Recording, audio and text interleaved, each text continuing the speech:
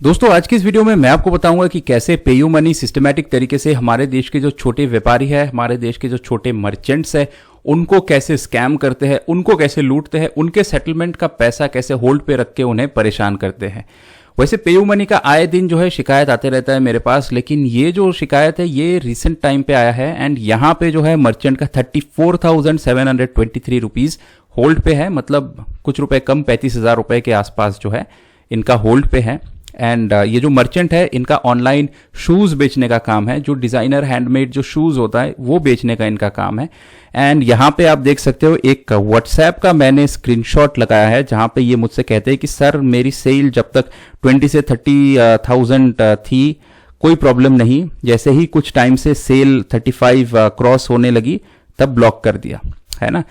तो यहां पे दोस्तों सारा मैटर बहुत ही क्लियर है। पेयू मनी जो है सिस्टमैटिक तरीके से हमारे देश के जो छोटे मर्चेंट्स हैं उन्हें पेमेंट गेटवे के नाम पे जो है बेवकूफ बना रहे हैं, पेमेंट गेटवे सर्विस प्रोवाइड करने के नाम पे उन्हें स्कैम कर रहे हैं। मैंने ऐसे भी मर्चेंट्स के साथ मैंने बात किया है, कुछ मर्चेंट्स मेरे को स्क्रीनशॉट्स भी दिए हैं जहां पे लोगों के लाखों रुपए फंसे हुए हैं, है ना। एंड यहां पे होता क्या है दोस्तों कि आप अगर छोटा छोटा ट्रांजैक्शन करोगे, 10,000 15,000 का अगर आपका सेटलमेंट अमाउंट है तो वो आपको रेगुलर बेसिस पे मिल जाएगा। लेकिन जैसे ही आपका थोड़ा ट्रांजैक्शन वॉल्यूम बढ़ेगा, है ना, because every business wants to grow, है ना। एंड यहाँ पे ये जो जूता बेचने का इनका जो काम था, पहले जब इनका 20-30,000 रुपीज का सेटलमेंट आता था उस समय वो जेनेरिक तरीके से काम कर रहे थे, छोटा मोटा प्रमोशन तो चल रहा था। उन्होंने सोचा कि चलो ठीक है बिजनेस को थोड़ा ग्रो करेंगे, फिर उन्होंने डिजिटल मार्केटिंग पे ध्यान दिया, उन्होंने ऑनलाइन एडवर्टीजमेंट्स चलाए, तो उस हिसाब से उनके वेबसाइट पे ज़्यादा व्यूज़ आए, लोगों को इनका प्रोडक्ट पसंद आया, लोगों ने पेमेंट किया, लोगों ने सामान खरीदा, इन्होंने सामान लोगों को भेज दिया और यहाँ पेयू मनी ने इनके पैसे अटका दिए, है ना।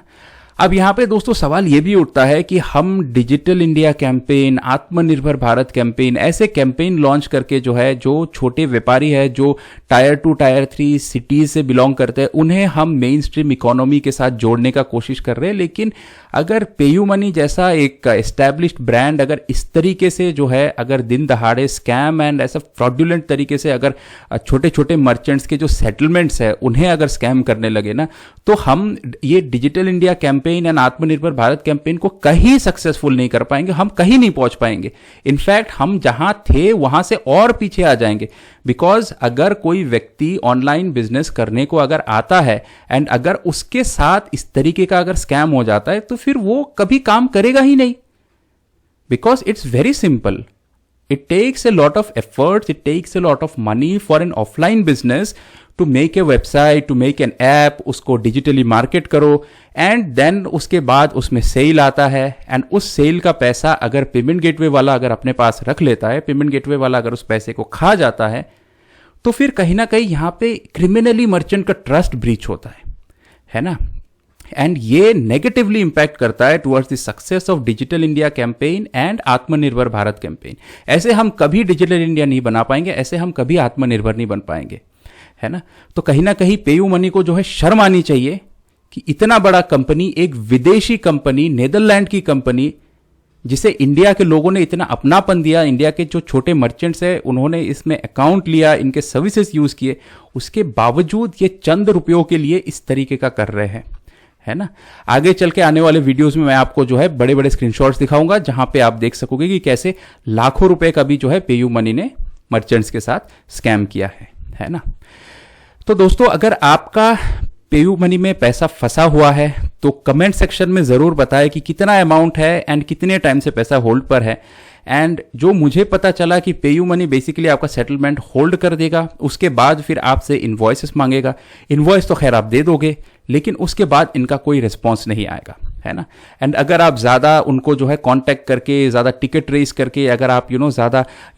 थोड़ा हार्श लैंग्वेज में अगर आप उससे बात करना शुरू करोगे कि मुझे मेरा पैसा चाहिए एंड एवरीथिंग, मेरे बिजनेस को नुकसान हो रहा है एंड एवरीथिंग, आप ऐसे हो, आप फ्रॉड हो, आप स्कैम हो, तब वो आपका अकाउंट का लॉगिन एक्सेस खत्म कर देंगे। तब आपके पास कोई सबूत नहीं रहेगा कि आपका कितना पैसा ट्रांजैक्शन में था एंड एवरीथिंग, कितना सेटलमेंट आपका होल्ड पर है है ना। And the second thing is कि अगर आप इनको जो है नोटिस अगर आप मतलब सर्व करोगे लिखित में कि मेरा जो है पैसा आपने होल्ड पे रखा है, मैंने आपको इनवॉइस वगैरह सारा कुछ दे दिया है, एंड पिछले 10 दिन 12 दिन 15 दिन 30 दिनों से मैं आपके रिस्पॉन्स का इंतजार कर रहा हूं, लेकिन आप कोई रिस्पॉन्स नहीं दे रहे हो, अब तो मैं लॉगिन भी नहीं कर रहा हूं अपने अकाउंट पे, लॉगिन नहीं कर पा रहा हूं, आपने मेरा लॉगिन डिसेबल कर दिया है, तब आपके रजिस्टर्ड फोन नंबर पे ऑल ऑफ ए सडन जो है कोई वकील बन के आपको फोन करने लगेगा कि हम जो है सो एंड सो है, हमें पेयू मनी की तरफ से जो है, पेयू मनी हमारा क्लाइंट है एंड यू नो आप हमारे क्लाइंट के साथ फ्रॉड कर रहे थे एंड एवरीथिंग, आपके सारे ट्रांजेक्शन में जो है ऐसे फ्रॉड अलर्ट आया है एंड एवरीथिंग। जबकि पेयू मनी से जब आपकी बात हो रही थी तब कभी आपको नहीं बोलेगा कि आपका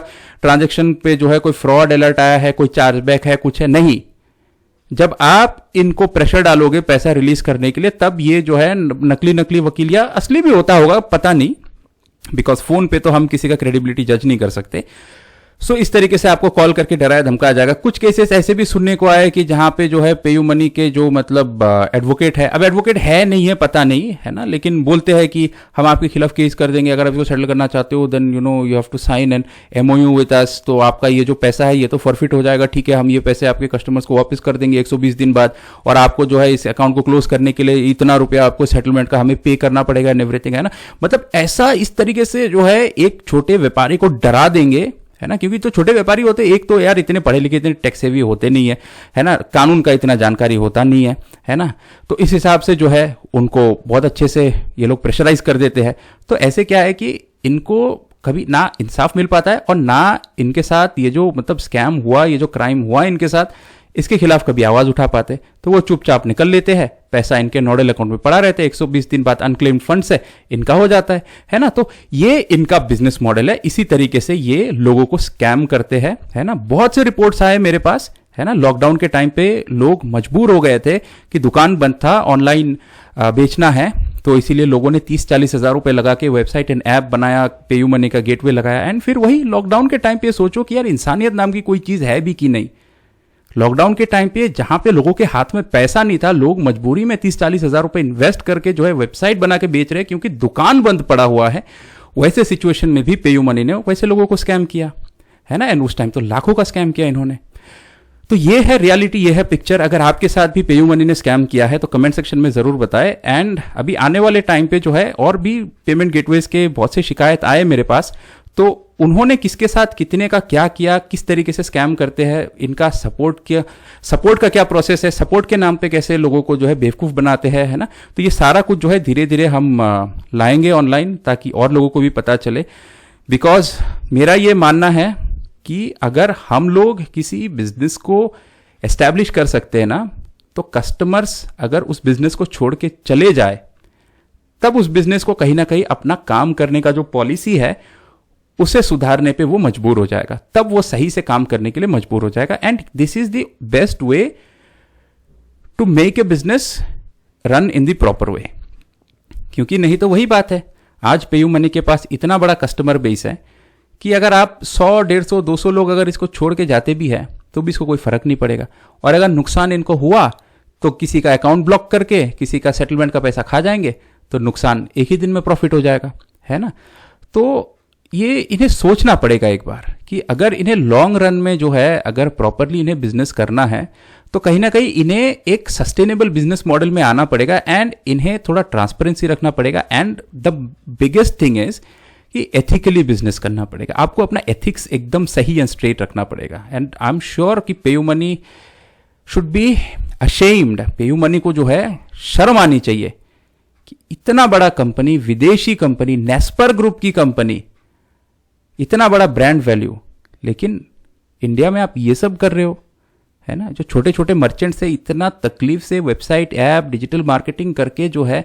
ऑनलाइन आते हैं सामान बेचने के लिए, बिकॉज डिजिटल इंडिया कैंपेन, आत्मनिर्भर भारत कैंपेन चल रहा है, एंड वैसे सिचुएशन में आपको सपोर्ट करना चाहिए। You have the technology, you have everything, you should think to serve mankind, do not become a disaster for mankind, because technology से इंसानियत का विकास होना चाहिए। टेक्नोलॉजी से इंसानियत को नुकसान हो तो उस टेक्नोलॉजी का कोई वैल्यू नहीं है, that is just rubbish.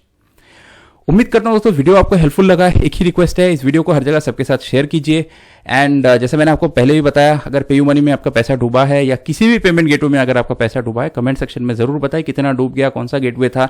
And कितना परेशान आपको होना पड़ा, ताकि सबको पता लगे कि एग्जैक्टली जो है क्या चलने लग रहा है। एंड मैं भी आने वाले टाइम पे जैसे जैसे मर्चेंट्स के reviews and feedbacks and testimonials आएंगे तो उन्हें मैं पब्लिकली आप सबको जो है बताया करूंगा। सो वीडियो अच्छा लगा please give it a like, अगर आप चैनल पे नए हो तो subscribe and yeah that will be all for now. I will see you in the next one. So तब तक के लिए stay safe, take care, bye bye.